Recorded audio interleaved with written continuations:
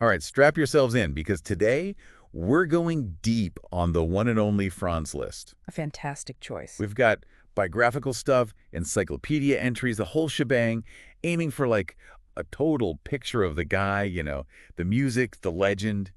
Ever heard of Lisztomania? Oh, definitely. It wasn't some weird disease. It was about this guy and how he basically turned classical music into a rock concert. Yes. Listomania is the perfect term to describe how he took the 19th century music scene by storm. Okay, so rewind back to the beginning. We're talking major child prodigy, right? Like, how crazy talented are we talking? I mean, get this. Composing at 8 years old, touring Europe at 9.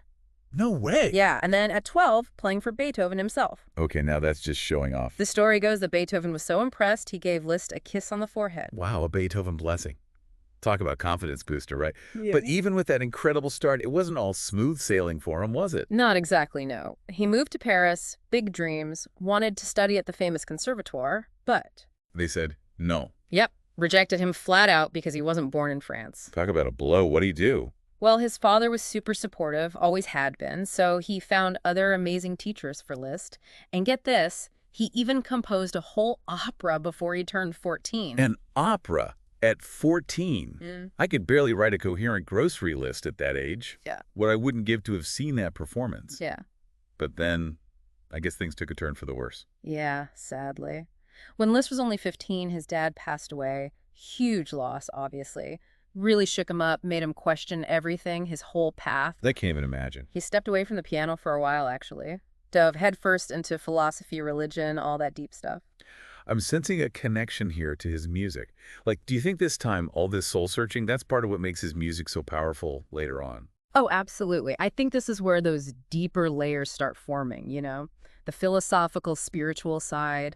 That's what sets him apart. A lot of scholars say this exploration, this grappling with faith and the meaning of life, it went straight into his music. Explains the emotional weight, the drama you hear in his compositions. So it's more than just fancy fingerwork. It's something deeper, way more personal. Yeah. And speaking of personal, let's dish about the love life. Not exactly a wallflower, was he? Oh, not at all. Liszt was all about passionate romance, sometimes scandalous even. Juicy. Tell me more. His first big love affair was with Countess Marie d'Agoult. Problem was, she was married. Oh la la. So scandal in the making. Yeah, caused quite the stir back then. They had 3 kids together, too. Their daughter, Cosima, she later became Wagner's wife, actually. Wagner, another one for the deep dive list, for Right. sure. But listen, I mean, these relationships, they seem like more than just flings. Like, they really fed into his creativity. For sure. Année de Pèlerinage? Years of pilgrimage in English. Yeah, rings a bell. Well, that whole piece, it's basically inspired by his travels, Annie, his passionate relationship with Marie d'Agoult. So it's like a musical map of their love story, emotions woven right into it. Yeah.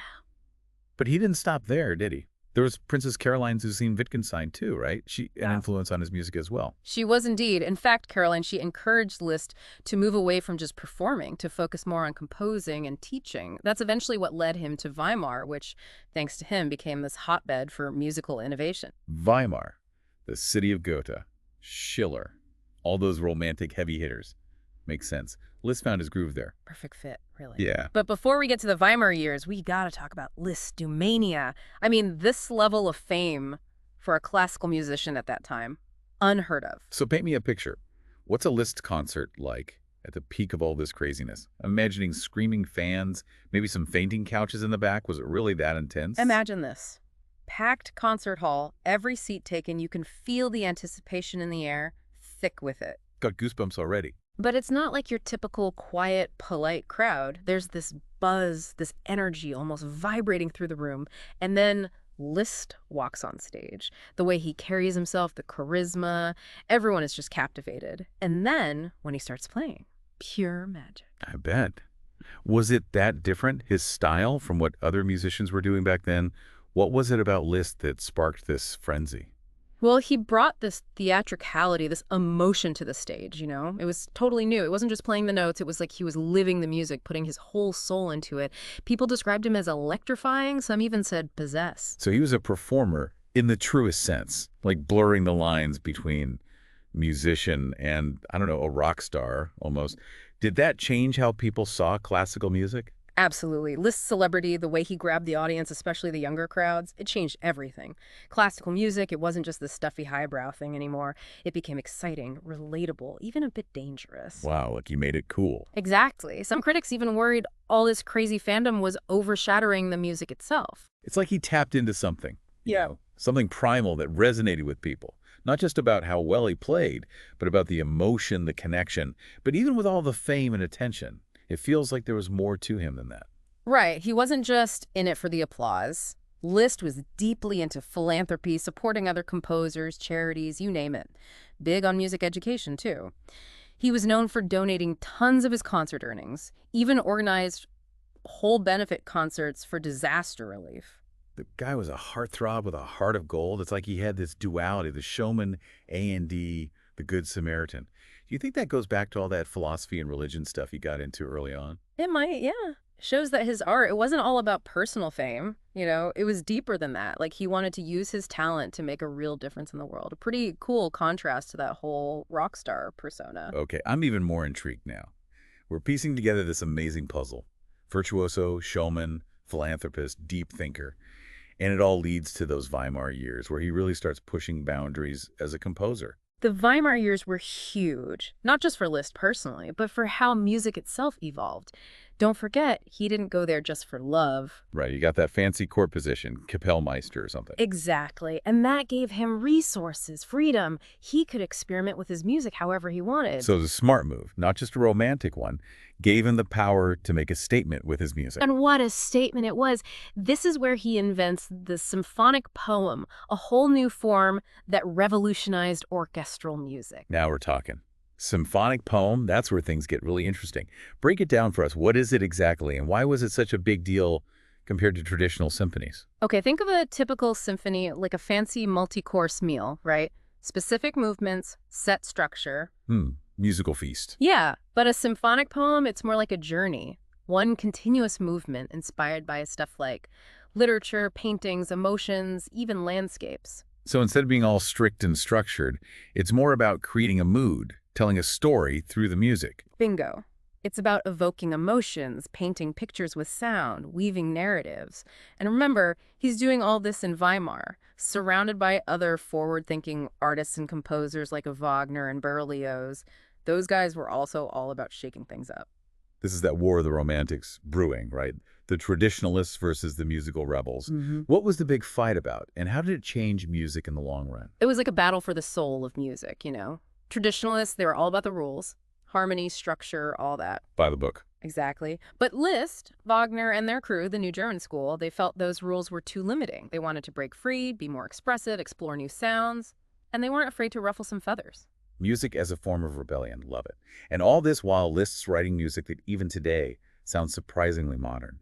Those dissonances, the unusual scales, almost like he's giving us a sneak peek into 20th century music. He was a visionary, that's for sure, always experimenting, pushing those boundaries, and that paved the way for all the composers who came after him, who kept pushing and exploring new sounds. It's mind-blowing how one person could have such a massive impact on music history. Totally. And it's not just the music he wrote, there's also his teaching legacy. Yeah, the legendary Liszt, master teacher. He taught some of the best pianists ever and never even charged for lessons. Talk about generous. Right, and his methods were as unique as his music. He basically invented the masterclass format, which is still used today. That's cool. So what made his teaching so different? Why did students flock to him? Back then, a lot of teachers were super strict, all about technique and memorization. But Liszt, he emphasized musicality, interpretation, finding your own voice. More about feeling than just mechanics. Yeah. He saw potential in each student and nurtured that. Imagine being in his studio, surrounded by other crazy, talented young musicians, learning from him and indeed each other. What a creative atmosphere. It's like he created a space where creativity could just explode, where these future musical innovators could discover themselves and push the boundaries of what music could be. Truly incredible. Totally. He wasn't just teaching them how to play, he was teaching them how to be artists, how to think for themselves, to challenge the norm. It's like he was passing the torch to the next generation of musical rebels. And that is a legacy worth celebrating. But hold on, there's still so much more to this guy's story, so much music to explore. We'll dive back into this amazing world of Franz Liszt after a quick break. So before the break, we were digging into Liszt's, let's call it, unique teaching style, and just how big of an impact he had on all those lucky students he taught. Crazy to think how his influence stretches way beyond just the music he wrote himself. It really is, and it's kind of wild how his life almost runs parallel to how romantic music itself changed and grew. He was born right when Beethoven was at his peak, when classical music was all about structure and rules, but then he lives long enough to see all these new styles popping up, like Impressionism and even those early seeds of atonality that would completely redefine music in the 20th century. So he's also like this link between different musical worlds, taking those classical traditions and then blasting them forward into uncharted territory. No wonder he was such a controversial figure. And speaking of controversy, we got to talk more about that War of the Romantics.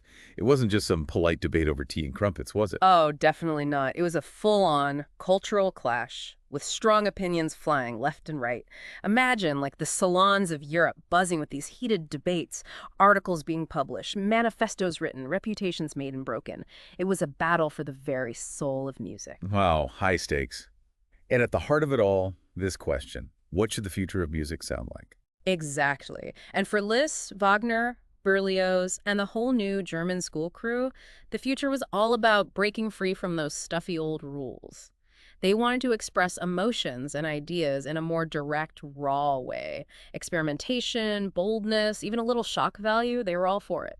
It's like they wanted music to be more than just pretty sounds. They wanted to tell stories, paint pictures, and really dig into the depths of human experience. Precisely. Music as a reflection of life itself, with all its complexities and passions. And remember what we talked about earlier, how some of Liszt's later works even foreshadow the kind of music that wouldn't come about for another 100 years? Yeah, those dissonances, the unusual scales, even those little hints of what would later become almost cinematic sounds. Yeah. It's like he's opening a door to the 20th century and inviting other composers to step through. Mind-blowing, isn't it? Think about those traditionalists. Hearing this music for the first time, it must have sounded so radical, so unlike anything they were used to. I wonder what went through their heads. Does he ever actually answer their criticisms? From what I've read, Liszt never backed down from a good challenge. He actually seemed to enjoy pushing those boundaries and provoking reactions. I bet he saw those criticisms as proof that he was doing something truly groundbreaking, something different. That sounds about right. He wasn't afraid to shake things up a bit, make people squirm in their seats. He understood that real art, powerful art, often comes from challenging norms, from making people question what they think they know. And since we're talking about challenging norms, let's circle back to Lisztomania for a sec. We talked about how intense his performances were, but what about the bigger picture? How did this whole phenomenon affect society and culture at the time? Ooh, that's a good one. It wasn't just about the music itself. It was about how music interacted with the world around it. Did his fame actually change how people viewed classical music or even the role of the artist in society? I think it did, definitely. Liszt's celebrity, as we'd call it today, really blurred those lines between high art and popular culture. Classical music, which had always been seen as this exclusive thing reserved for the elite. Suddenly, it's being talked about in newspapers, gossiped about in salons, even influencing fashion trends. So in a way, he was kind of like a pop star, centuries before pop stars even existed. Did all this attention, all this accessibility make classical music more appealing to everyday people? Or were some critics worried that it was somehow cheapening the art form? It was definitely a double-edged sword. Like with anything that gets super popular, there are always pros and cons. On the one hand, Liszt's fame brought classical music to a much wider audience, which is amazing. More people getting exposed to this incredible art form. But yeah, some critics were worried that all the focus on his personality and showmanship was taking away from the music itself. It's that classic debate, right? Art versus commerce. The artist as a celebrity versus the artist as a pure craftsman. A debate that still rages on today. Exactly. But even with those criticisms, there's no denying that Liszt totally changed the landscape of classical music. He brought this energy, this excitement to the concert hall that was completely new, and he inspired generations of musicians with his innovative compositions and his whole out-of-the-box approach to teaching. And don't forget that incredible generosity.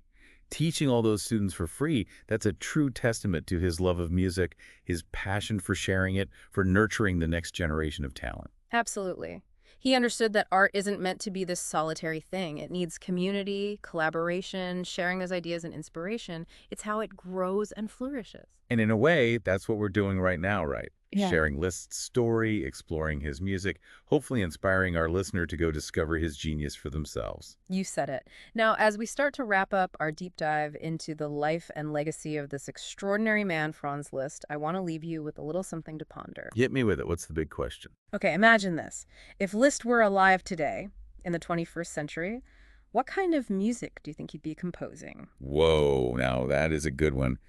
Knowing his love for pushing those boundaries, experimenting with new sounds, I can't see him sticking to just one genre, that's for sure. Right. I think he'd be writing film scores. Maybe, yeah.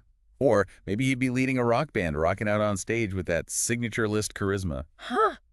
I can see it. Or maybe he'd be doing something totally new, something we haven't even thought of yet. Blending genres, creating completely new sounds, new experiences. What do you think? Honestly, I think he'd be doing it all. Collaborating with all kinds of artists from different worlds, experimenting with new technologies, constantly pushing those limits of what music can be. Totally agree. He wouldn't be content just repeating what others had done. He'd be blazing a new trail, creating something unique, something unforgettable, just like he did back in the 19th century. It's really amazing to think about what that music would sound like, what stories it would tell, how it would make people feel. It is, and that's the beauty of Liszt's legacy, isn't it? He inspires us to imagine, to create, to never stop exploring all those endless possibilities that music has to offer. It's like we can almost hear those echoes of the future in his music, these hints of things to come. Yes, and that's why he remains such a powerful figure in music history. He was so ahead of his time. But at the same time, he never forgot those traditions, those foundations that came before him. And that's what makes him so fascinating, right? That incredible mix of innovation and respect for the past. He could write these incredibly virtuosic piano pieces that just showed off his amazing skill. And then he'd turn around and compose these deeply spiritual choral works that explored his faith and his humanity, like two sides of the same coin. Full of contradictions, absolutely. But those contradictions are what made him so human, so relatable. He wasn't just this untouchable genius. He was a man who lived and breathed, who loved and lost, who wrestled with those big questions, and who poured all of that into his music. Exactly. And that's why his music still resonates with us today. We hear those joys and sorrows, those struggles and triumphs, woven right into every note. And we get to go on that journey with him every time we listen. It's like he's inviting us into his world, inviting us to explore what it means to be human. Such a powerful invitation. And I think that's why, all these years later, Liszt continues to inspire us and challenge us. He reminds us that music can be more than just something to listen to. It can be a reflection of who we are, a way to connect with something bigger than ourselves. Beautifully said. And that's what this whole deep dive has been about, hasn't it? Exploring those deeper levels, going beyond just the surface to truly understand the man behind the music, the heart and soul that poured into every note. Absolutely. I don't know about you, but I'm feeling pretty inspired to go listen to some Liszt right now. And not just the famous stuff, but maybe some of those lesser-known pieces, those hidden gems that might reveal even more about this complex and brilliant man. What a great idea. We tend to get stuck on the greatest hits, but there's a whole world to discover in those lesser-known compositions. It's like finding a secret room in a grand old mansion, full of surprises. And to everyone listening, we encourage you to do the same. Go beyond what you already know, delve into those depths of Liszt's catalog, and see what treasures you unearth. You might be amazed by what you find. And as always, thanks for joining us on this deep dive. We hope you've come away with a fresh perspective on the incredible life and legacy of Franz Liszt. Happy listening, everyone.